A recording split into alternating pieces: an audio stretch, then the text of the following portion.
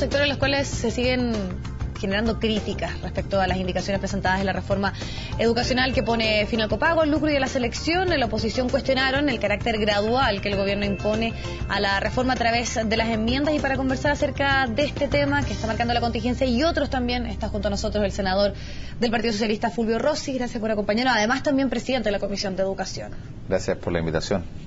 Senador, usted no asistió a la última reunión. Me gustaría conocer las razones, porque para muchos esto se interpretó como un cierto señal política. No hubo ninguna señal política.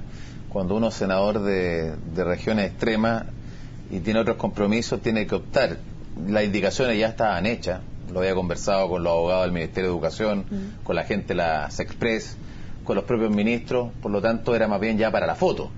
Entonces tomé la decisión de no ir simplemente por eso, pero no en absoluto hay ningún interés en hacer una señal política. Si quisiera hacerlo, lo diría de frente y no simplemente a través de una ausencia. Pero ¿no era importante tal vez que el presidente de la Comisión de Educación hubiese estado cuando finalmente se cerraba un poco todo este tiempo en el cual el Ejecutivo estaba sociabilizando estas indicaciones? Creo que pasa que tenía también otros compromisos, y la verdad sea dicha, las indicaciones ya estaban cortadas. Entonces, por eso te digo, si preferí no ir para la foto, a lo mejor, claro, para uno mismo le conviene estar en la foto, pero tenía otras cosas.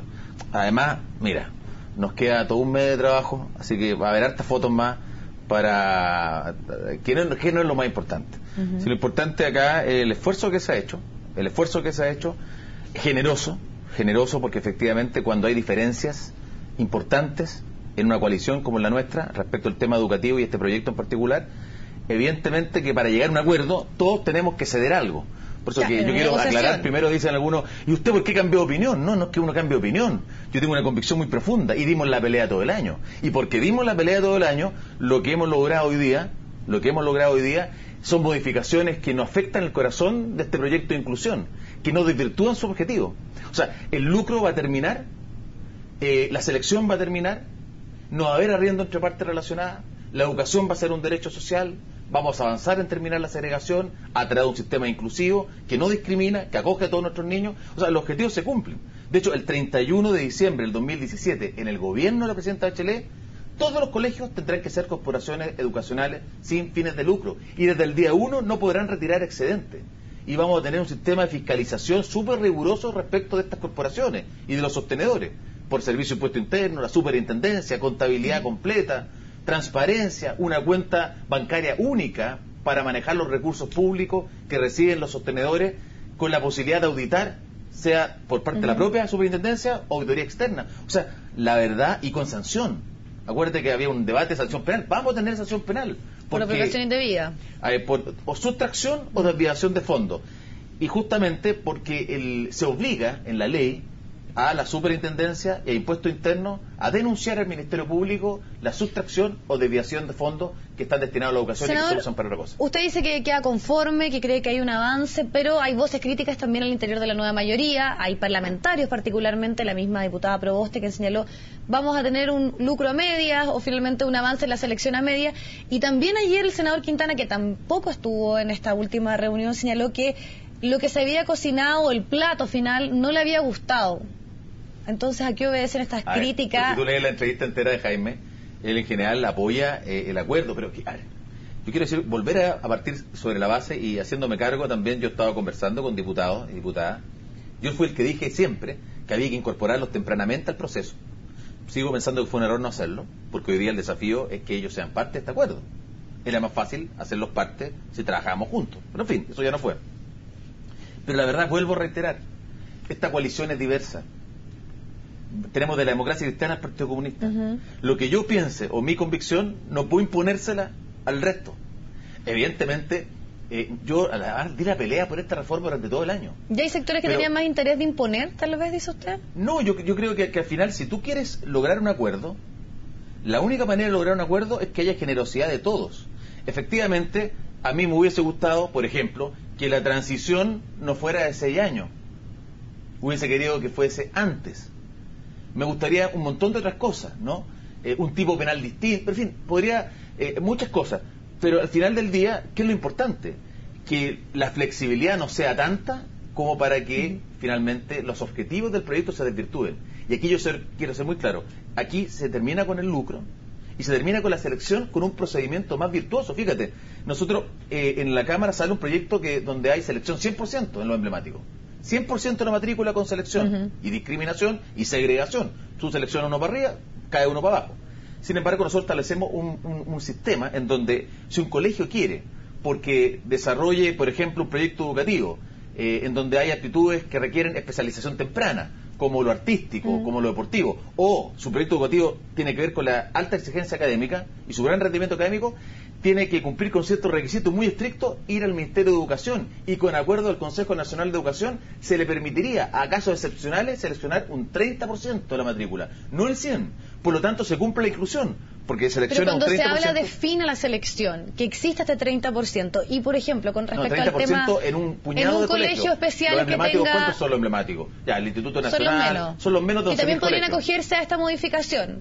También tendrían esa posibilidad. Son los menos, son de 11.000 colegios, yo te aseguro que no vamos a llegar a 60 en todo Chile, de 11.000. Entonces las cosas hay que ponerlas también en su justa Diputado, medida. perdón, senador, pero tal vez uno de los puntos más cuestionados tiene que ver con el tema de los arriendos, que fue algo que se rechazó también en la Cámara Baja, y es ahí donde las voces más críticas, sobre todo la bancada estudiantil, dicen que, dada esta indicación, puede haber un lucro encubierto. ¿Cómo responde usted a eso, que es uno de los principales temas que generó siempre mayor discusión en este debate? Arriendo entre partes relacionadas no va a haber en régimen. Lo que hay, y yo lo dije, me hubiese gustado un régimen de transición más corto. Los colegios de menos de 400 alumnos, también creo que esa es una división que no tiene sustento técnico, pero era un elemento esencial para llegar a un acuerdo. Mal que mal, más del 70% de los alumnos están en los colegios grandes, que se rigen justamente por cómo era la norma original. ¿Usted dice diferencia por la cantidad de alumnos de los cuales pueden optar a 3 o a 6 años, que es lo que se estableció? Aquí se establece que tú tienes 6 años de transición, que tampoco ni siquiera una década, ¿no? Son 6 años, y después de eso tú tienes que ir al régimen permanente. Y los colegios más grandes, a los 3 años, tienes que ir al régimen permanente y pueden, con un crédito bancario, la corporación, comprar el inmueble al valor comercial. Por lo tanto, el sostenedor recupera su inversión, el sostenedor va a seguir gestionando, pero una corporación educacional sin fines de lucro, su propio establecimiento. Por lo tanto, nadie se va a ir del sistema. Y los colegios más chicos van a tener la siguiente figura, una figura bastante razonable. El bien inmueble, donde está el colegio, se entrega a la corporación por parte del que era sostenedor. Y la corporación le entrega un estipendio por contrato de uso de infraestructura de una tercera parte de lo que sería un arriendo. Sé que estas son cifras, pero hay que entender que los bienes se deprecian. Sí. Y como el sostenedor, el propietario, tiene que hacer las mejoras y mantenerlo, se le da una contraprestación que es justamente, estrictamente desde el punto de vista económico, lo que se deprecia el bien. O sea, no hay lucro. Además, insisto, de las sanciones administrativas y penales, además de la fiscalización de impuestos internos, además de la cuenta bancaria única, además de la contabilidad completa, además de la auditoría. O sea, va a ser muy difícil que alguien, ¿no es cierto?, pretenda lucrar con recursos públicos en educación. Entonces, tenemos que... el lucro se termina, la selección se termina. Si siempre se pensó que podía haber algún caso excepcional, por ejemplo, en un colegio artístico. Pero la diferencia hoy día, lo que hicimos en el Senado, es que ese colegio artístico ya no puede seleccionar el 100%. Que eso dejaba un montón de niños que querían desarrollar en el ámbito artístico y no podían hacerlo. Una de las cosas que se destaca como para también avanzar en otras materias respecto al tema de educación, y finalmente lo que se sacó como conclusión es que hay una mayor gradualidad que se va a implementar en ciertos territorios para comenzar ya a tener... Exacto. Y muchos dicen que aquí los sectores tal vez un poquito que no iban a medidas como las que estaban impulsando la bancada estudiantil, que eran un poquito más profundas, sino que los sectores más moderados habían ganado, si podríamos decir, este gallito más político con respecto a los énfasis o... ¿Cuánto acelerador o no ponerle a esta famosa reforma educacional? Usted... Yo no quiero hablar de ganadores o perdedores, pero lo único que te quiero decir que aquí había quienes decían que había que mantener los arriendos entre partes relacionadas tal cual, y que había que permitir la selección en todos los colegios, por excelencia académica. O sea, si efectivamente, y que no tenía que haber ningún tipo de sanción penal. O sea, aquí hemos logrado muchas cosas. Y te insisto, el tema de la selección creo que este es un mecanismo particularmente virtuoso, porque permite la selección de un 30% en un puñado de establecimientos. El resto no tiene selección. Pero en esos colegios que tengan 30% va a haber un 70% que ingresa por un mecanismo aleatorio. O sea, los padres van a poder elegir el colegio además de sus hijos y se termina con esto de la tómbola, ¿no es cierto? Fue una caricatura que hizo la derecha. Y más allá de las diferencias o matices o de finalmente la reflexión final que haya con respecto a la reforma, ¿usted cree que se van a cumplir los plazos del Ejecutivo el 31 de enero? Porque muchos dicen que lo más probable, dadas justamente esas diferencias, es que se vaya a comisión mixta. O sea, yo creo que el esfuerzo que hay que hacer es un esfuerzo de diálogo, de conversación. Yo lo he estado haciendo, con nuestros diputados y nuestras diputadas. Mañana el Partido Socialista, a solicitud mía, le pedí al presidente del partido que convocara a una comisión política a las 7 de la tarde, 6:15 de la tarde creo que ahora, para que como partido tomemos una decisión. Esto es una reforma muy trascendente. Y por eso que se requiere la unidad también de la nueva mayoría. ¿Orden de partido con respecto a no, cómo, no, por orden ejemplo, de partido. Los partidos políticos en en temas como estos tienen que tener opinión. Imagínate, el partido político, yo te creo, puede ser una cosa chica, no tiene por qué estar opinando todo, pero la reforma más importante del gobierno de la presidenta Bachelet, y quizá la más importante en las últimas 2 décadas, tiene que tener una opinión. Entonces, desde esa perspectiva, yo espero que hagamos un trabajo y un esfuerzo por acercar posiciones con los diputados. Insisto, yo lo planteé antes. Ahora se ve que era importante y necesario haber conversado con ellos antes, para poder acercar posiciones y evitar la comisión mixta. ¿Usted cree que se va a ir a comisión mixta? Yo creo que no. ¿Tiene la confianza que no? ¿Y que se va a cumplir el plazo? Voy a hacer todo lo posible, democráticamente hablando, para... Ahora, yo de mi perspectiva como presidente de las Comisiones Unidas de Salud y Hacienda, lo que vamos a hacer, de Salud y Hacienda, de Educación y Hacienda, lo que vamos a hacer es un trabajo bien intenso. El martes partimos, miércoles, jueves podemos hacer sesiones, incluso más, y yo estoy seguro que quizá la semana subsiguiente estemos en condiciones de votar en la sala del Senado. Por lo tanto, tiempo hay para sacar este proyecto.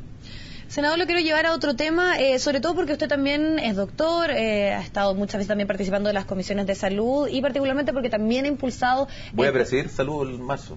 Así que con mayor razón, y además ha estado siempre, o ha impulsado proyectos, indicaciones, proyectos más bien, que tienen relación con despenalizar el aborto, y hay ciertos consensos en estas 3 causales que son también las que estaría apoyando el Ejecutivo. ¿Qué le parece a usted? ¿Debía renunciar o no la ministra luego de sus dichos? Y también me gustaría saber si usted cree que constata una realidad las palabras que dio ella, por las cuales también le costaron su salida. A ver, si yo soy ministro de Salud y sale una declaración pública que está firmada por el Ministerio de Salud, que no ha pasado por mí, y en donde me quitan todo el piso, una cosa como kafkiana, yo renuncio también. ¿No? Creo que se le hizo imposible a la ministra seguir. ¿Fue por eso que ella renunció? Yo creo que sí. Yo creo que la ministra iba a dar una explicación.